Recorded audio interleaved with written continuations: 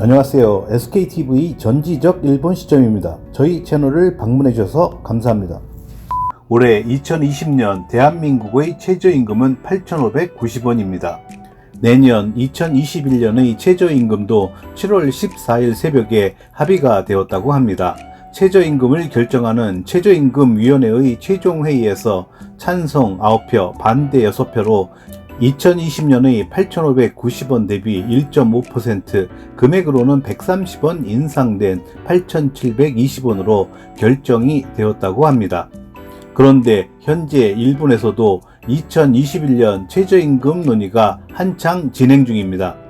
일본에서는 후생노동성 심의회라는 곳에서 최저임금이 결정이 되는데, 최저임금 인상폭에 대해서 일본에서도 역시 첨예한 논의가 이루어지는 것 같습니다.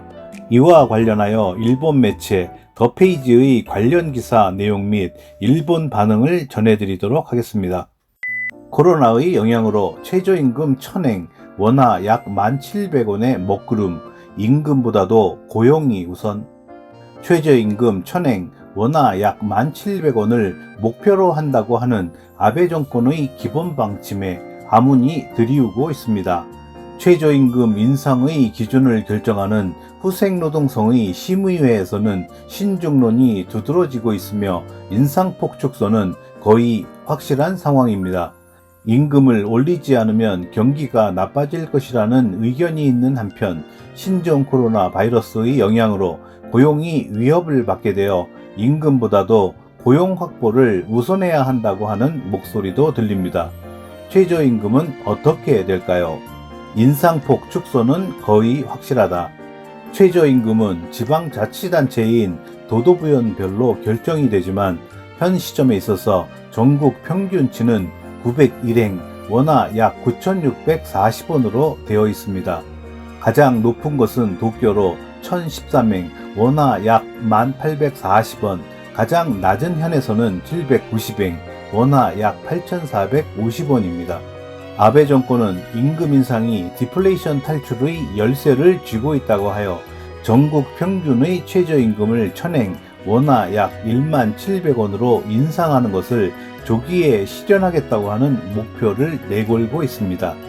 그러나 최저임금을 1,000행, 원화 약 17,000원으로 인상하겠다는 목표에 관하여 일본 상공회의소의 미무라 아키오 대표가 지방의 중소기업에게 중대한 영향을 미칠 것이라고 하여 부정적인 견해를 나타내는 등 경제계에서는 신중한 의견이 이어졌습니다. 이 때문에 최저임금의 기준을 정하는 후생노동성의 심의회에서의 논의에 관심이 쏠렸었습니다만, 이러한 시기에 발생한 것이 신종 코로나 바이러스 문제입니다. 아베 수상은 신종 코로나 바이러스의 영향으로 중소기업이 심각한 상황에 놓여져 있기 때문에 임금 인상에 관해서는 중소기업이나 소규모 사업자가 놓여진 상황을 고려해서 검토하고 싶다고 진술하며 사실상 임금 인상의 동결을 시사하였습니다. 후생노동성의 심의회에서도 신중론이 나오고 있으며 인상폭의 축소는 거의 확실한 상황입니다. 임금이 하락하고 고용도 감소하는 최악의 케이스도, 일본의 노동자의 임금은 선진 제국과 비교하면 현저하게 낮아서 이것이 경제 성장의 족쇄가 되고 있다는 것은 틀림이 없습니다만, 한편에서는 경영이 힘들고 인건비 부담에 견디기 어렵다는 기업이 많은 것도 사실입니다. 일부의 전문가는 무리하게 임금을 인상하면 지방경제가 파탄할 것이라고 지적하고 있습니다. 이번의 코로나 위기에서는 일부의 노동자가 일자리를 잃어버리는 것 외에도 일이 없기 때문에 사실상 휴직 상태에 놓여지는 사람도 적지 않습니다. 후생노동성의 조사에서는 약 600만 명이 휴직하고 있다고 합니다만, 휴직수당이 지불되지 않는다면 실업과 똑같습니다. 임금보다도 고용을 우선해야만 한다는 것은 당연한 얘기입니다만, 최저임금 폭을 축소한다고 하여 그만큼 고용이 증가한다고는 할 수 없습니다. 최악의 경우로서는 임금도 내려가고 고용도 줄어든다고 하는 상황이 될 수도 있다는 것입니다. 최저임금을 지불할 수 없을 것 같은 기업은 망해야만 한다고 하는 이전의 상식은 이제 통하지 않게 되었나? 육체 노동을 하는 일은 인력난인 것은 변함이 없다. 어떻게든 버티고 있는 것은 베테랑이라고 할 수 있는 시니어층이 겨우겨우 견디고 있기 때문이다. 최저임금을 인상해서 파트타임, 풀타임이라고 해도 투잡, 쓰리잡을 하지 않고 최저의 생활을 할 수 있을 정도로 지불해 주었으면 좋겠다. 소득세와 사회보험은 연소득 180만엔 이상부터 내도록 하고 생활보호를 받는 것보다 일하는 편이 득이 될 수 있도록 해 주었으면 좋겠다. 최저임금을 올린다고 하면 현재의 임금을 내리는 것과 해고를 쉽게 할 수 있도록 하지 않으면 균형이 맞지가 않게 된다. 보텀업만 요구된다면 고정비가 증가할 뿐이고 불필요한 승급이나 불필요한 관리직의 삭감을 쉽게 할 수 있도록 했으면 한다. 고용하는 측도 처음에는 기대하지만 실제 일을 시켜보면 그냥 그런 수준이고 자신이 고용하지 않은 무능한 인재의 이동이나 해고를 할 수 없는 것이 견디기 어렵다. 노동자가 보호되어야 하는 것은 알겠지만 그것에 안주해 온 사람들에게는 쉽게 사요나라 하고 능력 있는 사람에게는 많이 급여를 주고 싶다. 경영자입니다. 능력이 있는 사람에게는 그만큼 급여를 올리는 것은 전혀 문제가 없다. 그렇기는 하지만 최저임금을 방패로 삼아 능력이 없는 사람일수록 더 큰 소리로 떠든다. 최저임금을 평균 1000엔까지 올린다고 하는 것은 그때쯤이면 도쿄는 1300엔 전후까지 상승을 하겠지요. 그렇다면 능력이 없는 사람을 쉽게 해고할 수 있는 법률을 세트로 해서 검토를 하지 않으면 결국 기업의 리스크를 모두 억지로 떠맡기는 구도는 전혀 변하지 않는다. 애당초 주민세의 징수도 그렇고 국민연금의 징수나 정년 연장도 그렇고 기업의 책임만 떠맡기고 무대책의 정치를 계속하는 것은 이제 그만두기 바란다. 시급을 1000엔으로 한다면 인건비에서 적자가 되고 경영 곤란한 상태가 되는 기업이 다수 발생할 것 같은 느낌이 든다. 실제로 내가 운영하는 가게는 시급이 평균 100엔 인상이 된다고 할지라도 확실히 적자가 됩니다. 그렇게 된다면 더 이상 사람을 고용하지 못할 뿐만 아니라 셀프 계산대나 무인화 등 기계를 도입하는 편의 코스트가 적게 들어 결과적으로 퇴직자를 늘리는 것으로 연결될 것 같은 느낌입니다. 기능이나 지식, 특색이 없는 사람은 앞으로 점점 더 일을 구하기가 어려운 시대가 될 것 같습니다. 이 이상 임금이 단순하게 올라간다면 고용을 하는 측으로서는 생산성이 높은 종업원 이외에는 필요하지 않다고 생각하게 될 것 같습니다.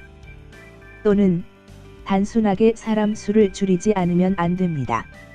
사회 정세를 거울 삼아 유연하게 최저임금을 결정하지 않으면 거꾸로 고용이 사라지게 될 염려가 있다고 생각합니다. 최저임금을 올리는 것은 나쁘다고 생각하지 않습니다만 법인에게 의무화되는 노사 절반의 사회보험료가 누진과세이기 때문에 임금을 올려도 세금 격인 보험료도 인상되어 가처분 소득은 늘지 않습니다. 국가보험이나 국민연금에 통일시켜 일원화하면, 즉 회사분 분담을 중지한다면 고용주는 물가 인상분을 보충한다는 의미로 임금을 올리는 것은 괜찮기 때문에 찬성할 수 있다고 생각합니다. 어디에서든 세금을 걷는 시스템은 안 될 것입니다. 국회의원의 품으로 세금이 들어가는 시스템은 이제는 재검토를 하면 어떨까요? 살아있다는 것만으로 세금을 떼어가는 최악의 나라입니다. 작은 회사의 경영자입니다. 고용을 늘리고 급여를 올려주고 싶다고 항상 생각하고 있습니다.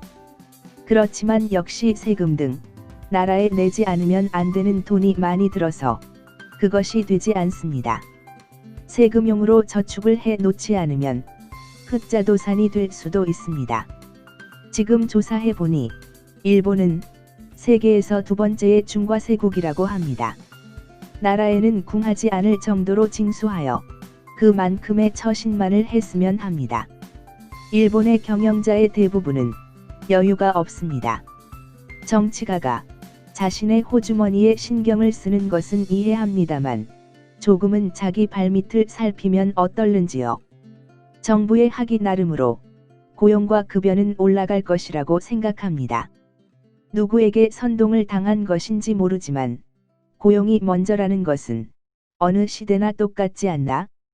일을 하고 있는 의식 있는 사람이 이 세상에 너무 많이 늘어난 것이 문제일 겁니다. 급여가 많음직한 부문의 구조 조정은 가속하고 억제되어 왔음직한 부문일수록 그 고용을 지키려고 대응하고 있는 사업소가 많은 것 같습니다. 임금 인상도 큰일이지만 유연성이 없는 노동기준법의 개정도 서둘러서 해야만 할 겁니다. 출근하는 것만으로 급여를 받을 수 있다고 하는 층이 너무 많다. 들어와서는 최저한의 일 밖에는 배우지 않고 또 제대로 일하지 않고 정년을 기다린다. 그래도 급여는 그런대로 높다 정도의 수준이다.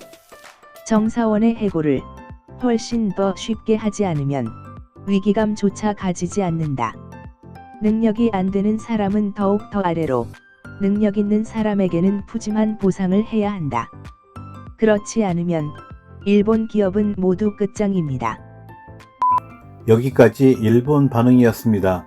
이 기사만을 보는 한 일본의 내년 최저임금은 동결이나 거의 의미 없는 인상폭이 될 것 같은 생각도 듭니다. 2020년 올해의 대한민국 시급은 8,590원, 일본의 평균 시급은 901엔, 원화 약 9,640원이면 일본의 평균 시급은 우리나라에 비해 12% 정도 높은 상황입니다만 이것은 물가 수준을 감안하면 거의 비슷한 수준이 아닐까 합니다. 아마도 이러한 흐름이 계속된다면 5년 이내에 한일 간의 시급이 완전히 역전될 수도 있을 것 같다는 생각도 듭니다. 이상 끝까지 시청해 주셔서 감사합니다. 좋았다면 구독, 좋아요, 그리고 댓글 부탁드립니다.